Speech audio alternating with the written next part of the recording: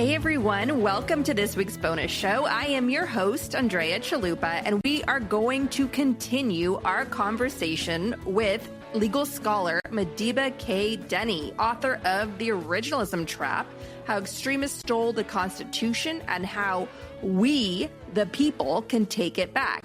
Dennie is the deputy editor and senior contributor at the critical legal commentary outlet Balls and Strikes and a former counsel at the Brennan Center for Justice and has taught at Western Washington University and NYU School of Law. In part 2 of our discussion, we look at how the hell do we get out of this hostage situation of this MAGA, trashy Supreme Court?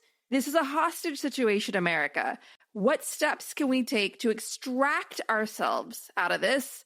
And as I've been asking on the show to anyone with a law degree, does this MAGA extremist comment section on a conspiracy theory YouTube video court threaten the very existence of the United States? Like, will we eventually break apart because of their extremist overreach?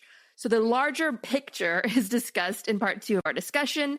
And this is for our folks on Patreon who keep Gaslit Nation going and support our journalism. And I want to thank all Gaslit Nation listeners, wherever you are in the world.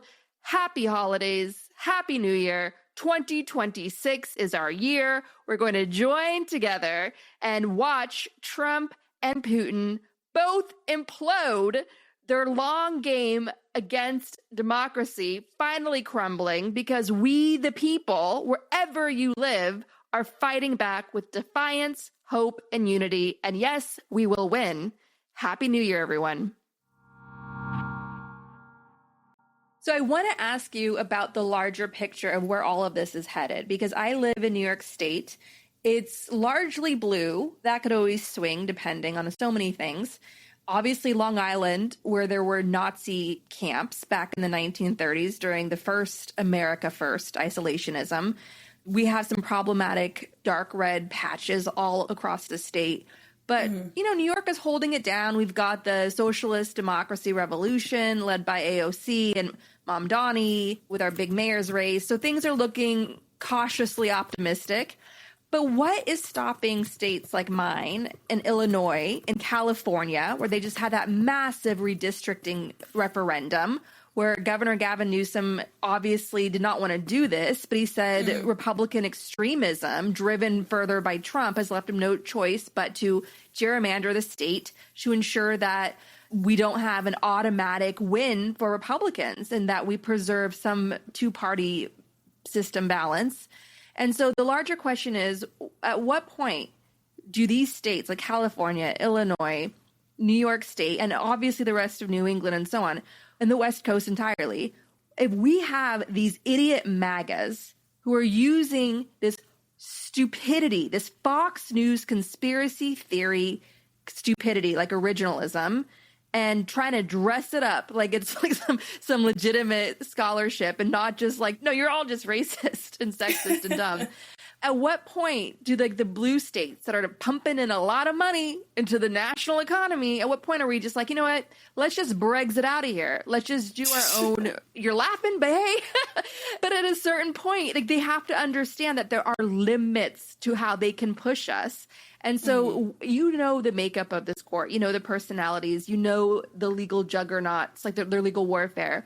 How do you see that sort of playing out if we were to have a serious referendum movement to say, you don't get to decide our state laws, you don't get to knock down our state laws by your bogus interpretation that's just silly? Like, for instance, we had like gun control laws that they were knocking down, this MAGA Supreme Court, gun control laws here in New York State to keep our families safe. So at a certain point, we're going to want to have a new Declaration of Independence, and that could very well take the form of a political divorce. I don't see it being a hot civil war like last time, but I do seriously see the prospect of Brexit movements, and not the ones we've had in recent years that were fanned by Kremlin bot farms. Like, there's all this reporting that the Kremlin was fanning the flames of disinformation and trying to drive these succession movements out of Texas and CalExit, and one of the originators and guys pushing this like fled to Russia and so on. And that was seen as very toxic. But I'm telling you, with the current political crisis, there is a legitimate concern that sincere, citizen-driven independence referendums could gain steam, especially if the Supreme Court continues its extremism. What are your thoughts on that? I have two primary thoughts. There's arguably a slight tension between them. So one of the thoughts is I'm very much pro bucking the authority of the Supreme Court.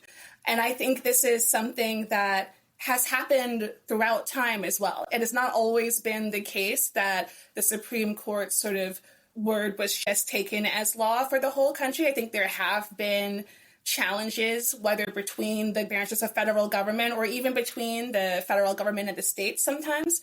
And I would love to see legal and political and judicial resistance to the Supreme Court's rulings. And I think there are a lot of ways that can look in terms of like legislation that states could pass and even rulings that lower courts could make, lower federal courts, I mean, and rulings that state courts could make applying their state constitutions. So I do think that there is a lot of room there, and I would encourage movement there for sort of creating some sort of independence from the Supreme Court's rule. Now, as far as like an actual Brexit-y type situation, I have a lot more reluctance around that. And I think one of the big reasons is, well, I have a couple of reasons, but one of the big reasons is because I think about all of the people in those states who did not ask for this. Like the people who have been gerrymandered into oblivion, or like the people who are being, you know, repressed and over-policed and don't really have a say. So I think the idea of just sort of piecing out and trying to like leave them to their own devices, I would be very worried about like what those people would then be experiencing without potential help or offset from allies in other states. Another reason why I have some degree of skepticism is because I'm not actually confident that the states that we would be leaving behind want to be left behind, because I don't think that they would want to be like, okay, you rule how you like over there and we rule how we like over there. I think they want to impose their will on everyone. So I don't actually think it would be sufficient to just say we're leaving, because I think they would continue to try exert influence, whether through the Trump administration or through the Supreme Court or what have you. I don't think they would be content to say, you go play over there and we go play over there, because I think they want to dictate the rules for everybody. I think, you know, like oppression is just part of what they're there for. It's what they're into. So I'm not actually certain that if we said, okay, we're going to be independent then, that would pacify them. So that's why I have some skepticism of the national divorce concept.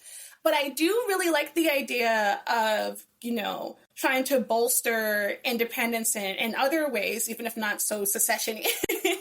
And I think like one way that would be really important to do so, and that I know some states have started doing stuff like this, is basically working together as kind of a smaller union, a smaller set of United States, just thinking about all of the lost capacity and expertise that we're experiencing right now at the federal government, whether about like vaccines or like education data, just like all sorts of stuff. I think it would be really valuable for states that give a damn to, you know, pool their resources and pool their expertise, so we don't just lose all of that work that the federal government had been doing in prior administrations.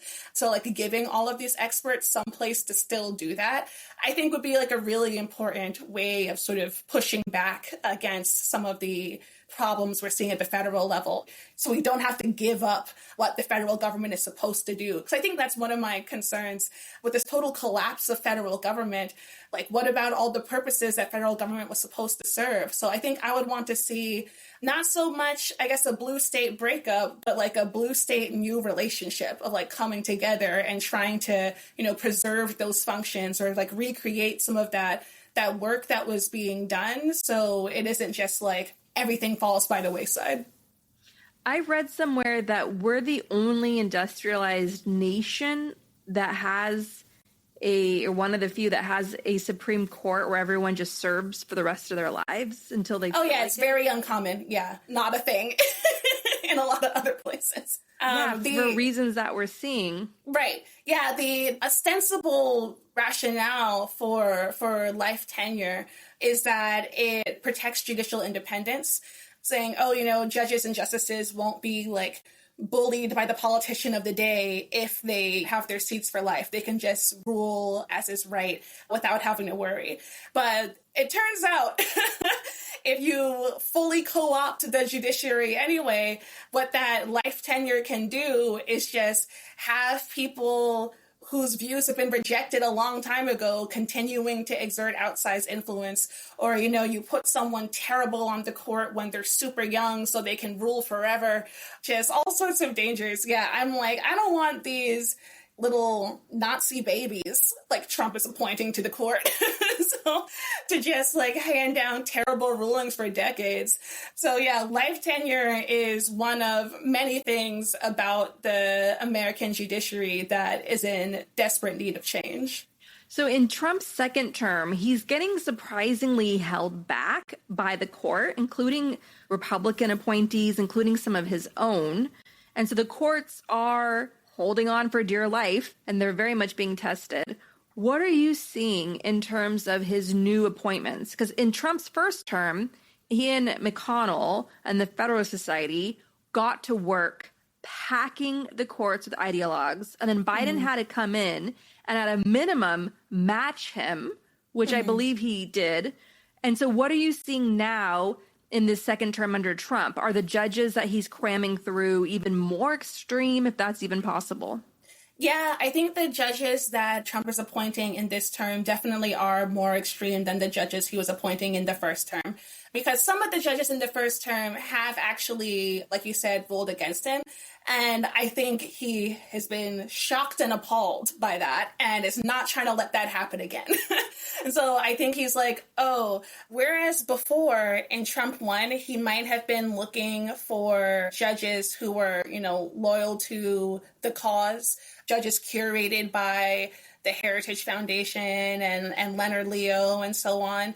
Now I think he is much more so looking for judges who are loyal to Trump personally. And I think you can even see that when you look at the Senate judiciary questionnaires. These are the forms that people who are nominees for judgeships fill out.